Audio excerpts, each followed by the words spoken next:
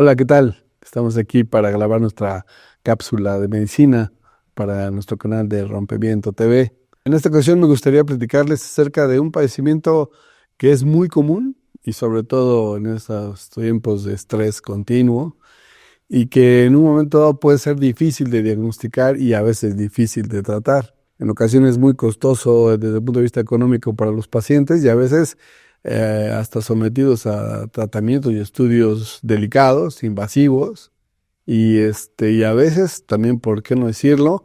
Los médicos contribuimos a su agudización o a perpetuar el cuadro al que nos vamos a referir. Específicamente sería algo que llamamos nosotros como ataques de pánico. Este padecimiento de los ataques de pánico comúnmente está asociado a trastornos emocionales. Habitualmente hay un factor desencadenante, un asalto, algo que puso en riesgo la vida, alguien que le pusieron un medicamento, hizo una reacción alérgica y pudo ponerse grave, en fin, algo que puso en riesgo realmente la vida del paciente y puede quedar con este trastorno de ataques de pánico y que a veces no es tan fácil de diagnosticar y que puede someter al paciente a un tormento continuo, porque este problema habitualmente se caracteriza por tener algunos síntomas que no podemos sistematizar de forma adecuada. ¿Qué quiere decir esto? Si yo tengo dolor de garganta, tengo pus en las amígdalas, tengo fiebre, escalofríos, pues cualquiera diría, ok, bueno, pues hay una infección de vías respiratorias altas y está por bacterias. Ok, está sistematizada la información.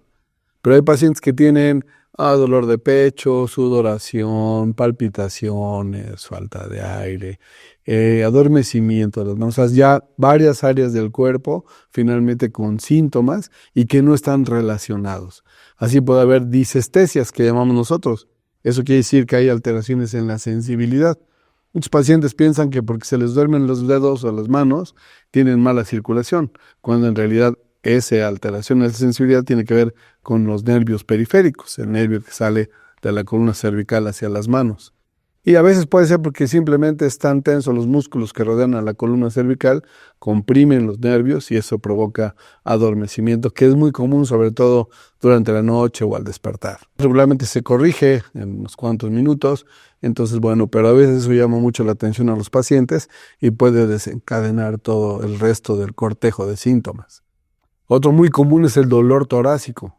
Y ese sí a veces es complicado porque el paciente va a urgencias pues, pensando que va a tener un infarto. Sobre todo si alguien cercano a él tuvo un cuadro semejante de infarto y a lo mejor hasta falleció por un infarto, pues con más razón le causa alarma el sentir el dolor.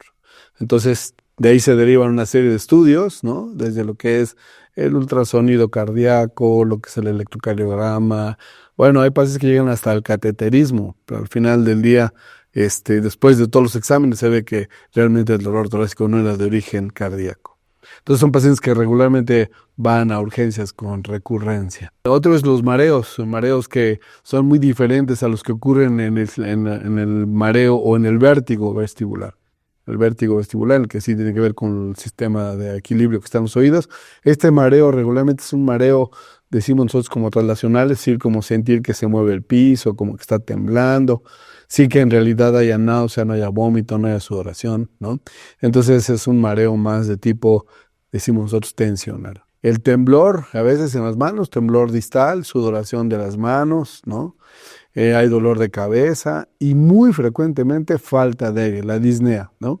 La falta de aire, que el paciente tiene que suspirar o respirar profundo. Esa sensación de estar suspirando con frecuencia, pues nos habla realmente de una cuestión más tensional, en la que el diafragma está contraído y comprime el pulmón, no deja que se expanda adecuadamente y eso hace que el paciente sienta la necesidad de inspirar profundo y estar suspirando, ¿no? Entonces es muy común que cuando el paciente está tenso, está con cierto grado de ansiedad, puede tener periodos así de suspiros continuos y que a veces pueden ser muy molestos. El paciente a veces es lo que lo hace acudir al médico. Es muy diferente esa falta de aire a la que ocurre en la insuficiencia cardíaca. Por ejemplo, cuando es el corazón, la falta de aire, realmente el paciente puede estar sentado o caminando y sentir la sensación de que está agitado, de que le falta el aire. Ahí sí se desencadena con el ejercicio. La falta de aire en las crisis de pánico puede ser aún en reposo. Realmente es una inspiración profunda más que una respiración agitada. Regularmente hay este tipo de síntomas, se aparecen de forma súbita, casi siempre aparentemente sin ningún factor desencadenante, y regularmente se ocurre por crisis que son transitorias, ¿no? Que ocurren así súbitamente. El paciente puede estar platicando o comiendo y de repente empezar a sentir los síntomas de dolor torácico, falta de aire, sudoración, temblor y dolor de cabeza y sensación de que algo grave va a pasar. Esto finalmente obliga a ir al hospital y para el paciente es muy decepcionante llegar al hospital, le revisan, lo estudian y dicen, oye, pues no tienes nada, ¿no? Es tu cerebro, es tu mente la que te está traicionando. Cuando eso pues no es verdad, ¿no? Regularmente cuando uno ya reinterroga al paciente de forma más detenida, pues ve que el paciente tiene insomnio, ¿no? Que le cuesta trabajo empezar a dormir o despierta durante la noche y por lo mismo despierta cansado, fatigado.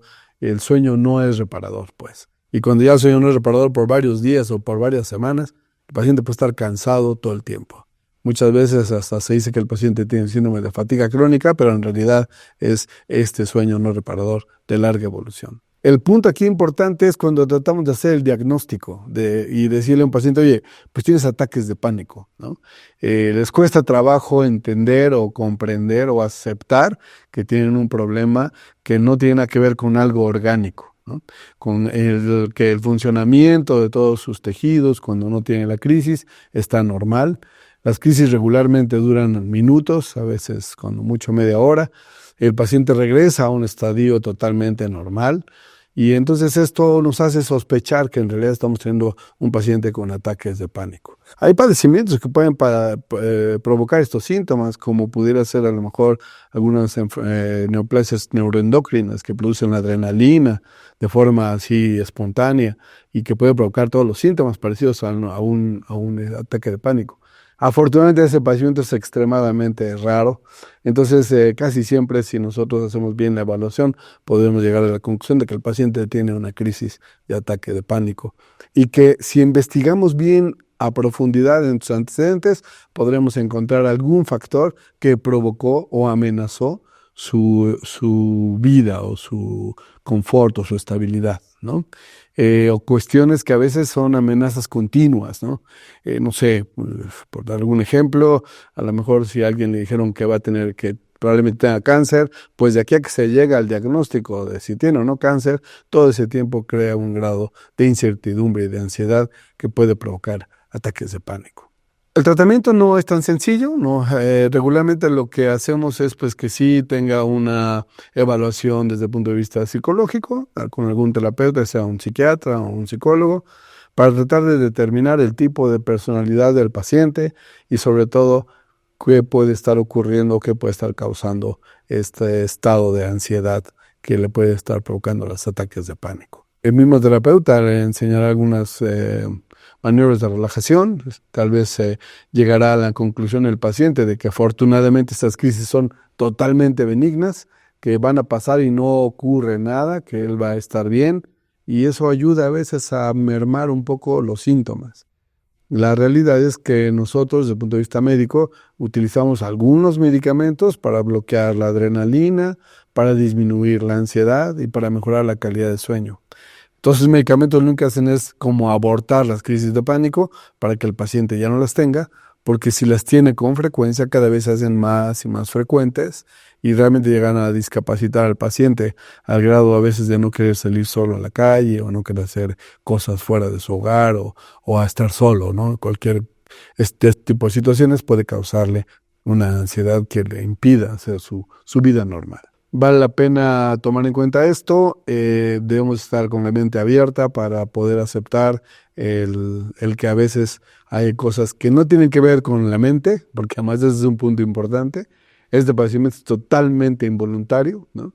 A lo mejor si el paciente tiene en un momento dado el pensamiento que le recuerda lo que le causa la ansiedad, probablemente desencadene una crisis de pánico. pero ese paciente no puede tener ningún factor desencadenante y aparecer los síntomas y son totalmente involuntarios. Es un trastorno finalmente autónomo donde no tiene voluntad sobre esos síntomas. Por eso es tan difícil a veces controlarlos. Bien, aquí les dejo esa información. Cualquier comentario lo agradeceremos, igual que sus likes, para poder ganarle al este noticiero de las mañanas y que tengamos más difusión. Un placer. Hasta la próxima.